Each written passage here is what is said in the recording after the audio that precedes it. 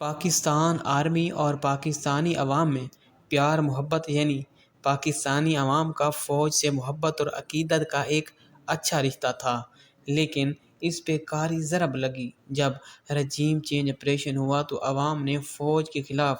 موقف دینا شروع کر دیا کہ عمران خان کی حکومت کو گھر بھیجنے میں ریٹائرڈ جنرل قمر جاوید باجوہ کا ہاتھ ہے،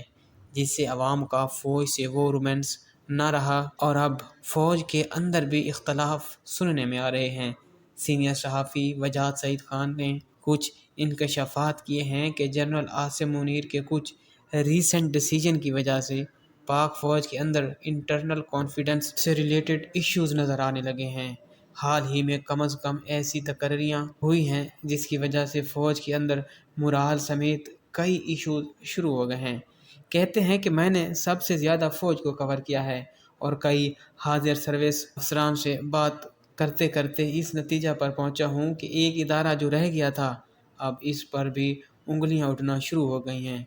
پاکستان میں ایک ہی ادارہ تھا جس کی چین آف کمانڈ مشہور ہے، جس کا ڈسپلن مشہور ہے۔ ان چیزوں کی بیس سے جو حرکتیں کی گئیں کہ لوگوں میں اپنی ریپوٹیشن کو، لوگوں میں اپنی سپورٹ کا استعمال کر کے ڈائریکٹ انٹرفیرنس کی گئی، مارشل لا لگائے گئے اور لوگوں کو الٹا سیدھا کرتی آ رہی تھی۔ اس نے سارے پنگے اپنی لوگوں سے محبت اور سپورٹ کی وجہ سے لیے اور اب لگ رہا ہے کہ وہ سپورٹ ختم ہو رہی ہے۔ ریسنٹ کچھ ایسی تقرریاں ہوئی ہیں جس کی وجہ سے آوازیں اٹھ رہی ہیں اور یہ تقرریاں انگلینڈ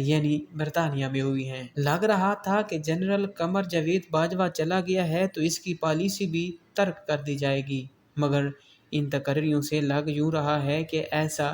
نہیں ہوا اور وہی پالیسیاں چل رہی ہیں۔ ایک کرنل اسد ہیں جو انگلینڈ میں ISI کے اسٹیشن چیف تھے، جنہیں فوجی زبان میں الو کہتے ہیں۔ انہیں 3-4 دن کا نوٹس دے کر فارغ کر دیا گیا ہے اور انہیں وہاں سے نکال دیا گیا کہ آپ پاکستان آ جائیں۔ ہمیشہ ISI کے بیسٹ افسر کو برطانیہ میں تعینات کیا جاتا ہے کیونکہ یہ اسٹیشن بہت ہی اہم ہے۔ وجاہت سعید خان کہتے ہیں کہ انہیں اس لیے نکالا گیا کیونکہ انہیں ہدایات دیں کہ آپ وہاں برطانیہ میں جو لوگ دندناتے پھرتے ہیں، جس طرح PTI کے سپورٹر، پشتون تحفظ موومنٹ PTM کے سپورٹر، ان کے خلاف کارروائی آپریشن کریں،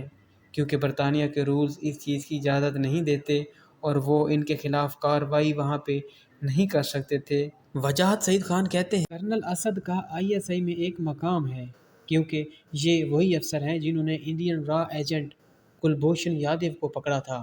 مگر اس کو صرف اس وجہ سے کھڈے لائن لگا دیا گیا کیونکہ یہ میجر عادل راجہ اور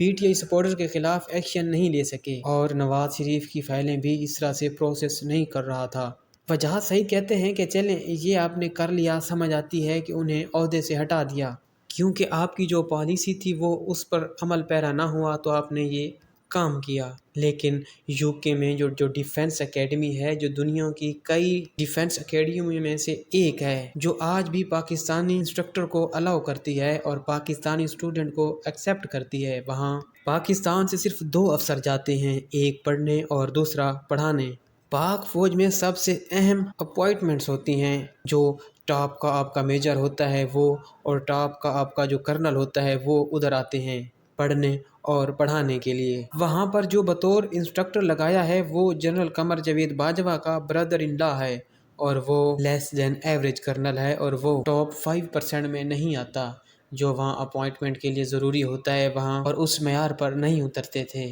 آپ نے اپنے سابقہ آرمی چیف کے برادر ان لا کو لگایا اور خود اپنے داماد کو انگلینڈ ڈیفنس اکیڈمی میں، جو ایک افسر پاکستان کو ریپرزینٹ کرنا چاہتا ہے، وہاں اپنے داماد کو بٹھا دیا جو وہ بھی ٹاپ 5 میں نہیں آتے۔ اب فوج کے اندر لوگ کہنے لگے ہیں کہ آپ یہ نیپوٹزم کو پروموٹ کر رہے ہیں، اس طرح پاک فوج کے مورال کو ٹھیس پہنچے گی اور مورال ڈاؤن کر رہے ہیں اور فوج کرٹیسائز ہو رہی ہے۔ جنرل ضیاء الحق کہتے تھے کہ جس ادارے کا پاکستان میں وزن ہے وہ فوج ہے اور اب لگتا ہے کہ اس ادارہ کو بھی کسی کی نظر لگ گئی۔ اب وقت آ گیا ہے کہ فوج کو خود کو سیاست سے الگ کر کے لگائے گئے ان الزامات کی تحقیق ہونی چاہیے اور فیکٹس عوام کے سامنے لانے چاہیے اور عوام کی فوج سے محبت اور احترام کا رشتہ دوبارہ بحال ہونا چاہیے،